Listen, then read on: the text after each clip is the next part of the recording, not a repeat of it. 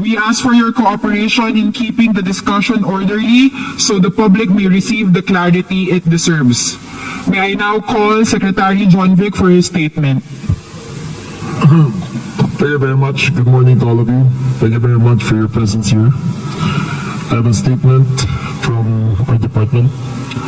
The palace affirms that President Ferdinand Marcos Jr.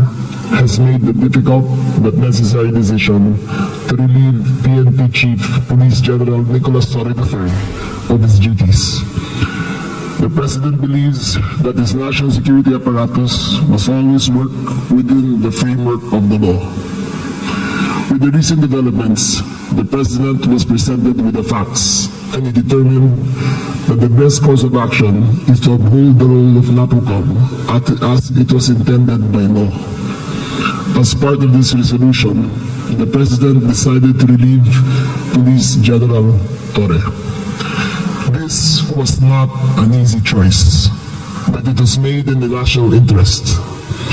The President is committed to ensuring a unified direction and collaboration across all areas in his cabinet, particularly those responsible for delivering security, peace, and order. The President expresses his thanks and gratitude to Police General Torre, as his brief tenure brought new life and energy into the PNP. Nevertheless, the mission must continue. The Filipinos must be safe.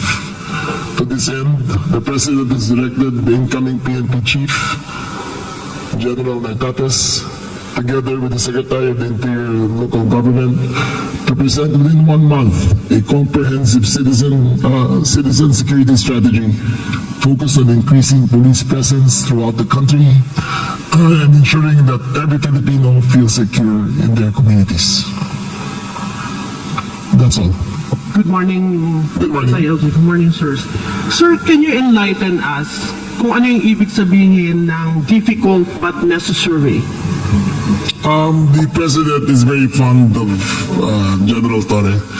In his brief tenure as chief and even before that as CIDG, the President and General Torre have had a wonderful and productive relationship. However, there comes the crossroads in a President's decision-making that he has to make the tough but necessary decisions to push his agenda forward. Sir, itatanong ko yung tanong din ng marami. Ano yung reason bakit inalis po si General Torre? Precisely because we are a country of laws and not of men, that the institutions must be larger than the people who run it. And in this case, the President saw it necessary that the institution of the PNP and the NAPOCOM be upheld as according to the spirit of the law as it was created. Sir, may connection ba ito doon sa... Ano yan? Follow up na lang, sir. Last na, sorry. Sir, para lang mabuo yung storya. Sir, may connection ba ito doon sa nakaraang resolution ng NAPOLCOM na hindi po nasunod, parang hindi naglabas o hindi na sunod ni General Torre, yung NAPOLCOM resolution ng mga reshuffle ng mga opisyal? That, among other things, is part of the consideration of the President. Okay, good morning, sir. Yes. So, my first question, saan na po ngayon ang i-assign si General Torre and what will happen, sir? Kasi nasa kanya yung 4-star. Yes, that issue, General Torre has been informed of his relief. He has the option of retiring or staying, but the question of the 4-star will be with the NAPOCOM to take up, but that is a collateral issue only to that who will be running the PNP, which will be formally, as of today, General Naku. Any words, nag-usap na po kayo ni General Torre about this matter, sir? I have tried to get in touch with him. I made 5 phone calls last night. I think he was in a dinner, but he was duly informed, properly informed of the decision of the President. Okay, ma'am, last. Hindi kayo sinagot, sir? Hindi kayo sinagot ni General? We have our own forms of communication, and he did acknowledge. Okay. Obviously, yung pag-relieve kay Chief PNP, unpopular decision, dahil nagkaroon ng conflict previously sa resolution ng NAPOLCOM and PNP. Hindi pa napatupad yung order. So how do you intend to manage the public's perception na yung leadership ng PNP ngayon is stable? Sa kabila ng pagpapalit ng leadership, is stable. And Yes. wala po itong bahid ng politika. That is precisely why we are doing this, because we want to take politics out of the equation. When you have issues arising, you must resolve it according to the rules of the institution, and that's what we are doing. This is not a popularity contest. This is a question of maintaining the integrity of the institution. Sir, binigyan ko yung resolution ng NAPOLCOM 2025-0531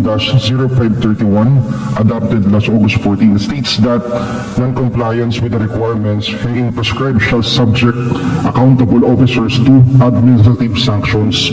So itong pag-relieve kay Gen.Torre, parte ng sanctions dahil hindi sa pagsunod doon sa NAPOLCOM resolution. There is no sanction. The NAPOLCOM has not taken any sanctions as a body, nor has it been discussed, nor has it been filed. This is a personal decision of the President, and he has, after careful perusal of the facts, the order came from the office of the President and not the NAPOLCOM. Okay. Go ahead, just go ahead. Okay. Yung 4-star, kailan po makakukuha ni General Natapis? You will learn about that sooner, as soon as the NAPOLCOM board convenes again next week. Okay. Thank you po. Thank you. Mr. Ednia Peroza from DZRH.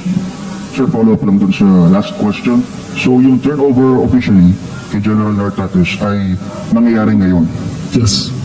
Sir, balikan lang namin sir yung comments or yung actions ng Malacanang. Ano yung exact na comments ng Presidente pagtapos ng medyo pagkakaiba doon sa NAPOLCOM order? Tinangka niya bang mamagitan ng Rizal ba? As I read nung binasa ko, he has to make sure that the national security apparatus is always in one direction. And in this case, there was the President felt that he had to straighten things out, and the decision was made to replace Gen.Torre. Ano na lang sir yung marching order ng Presidente sa bagong PNP chief kay General Nartatis? Well, as I stated earlier, the PNP chief and I will have to present within 1 month a comprehensive citizen security strategy focused on public safety. May mga inaasahan ba tayo sir na drastic changes doon sa response natin sa 911 at iba pang programs na in-implement ngayon sana ni PNP Chief Torre? I do not believe that that is part of the agenda. We will launch the Unified 911 on September 12, and General Nartatis will take cognizance over that. It is an improved system. It is a more responsive system, and I think that people will see the difference. But from now till then, the 5-minute rule of General Nartatis, of General Torre, will still be in effect, and we expect General Nartatis to continue the good works that General Torre has started. Okay. Thank you so much. Mr. Mac. Magmula nung mag-assume si PNP Chief last June 2, from the very start ba may mga disagreements na kayo ever since? No, never. PNP Chief and I have always had a great relationship. Remember, I only entered the SILG last October, and that's the first time I met him. And from then till now, our relationship is, I would care to say that it is stellar. We've never had disagreements, and save for the last few days about certain things. And until now, I still consider him not only as a colleague, but someone who I've gone to battle with and who I trusted big decisions of the President with. Second ones. Okay.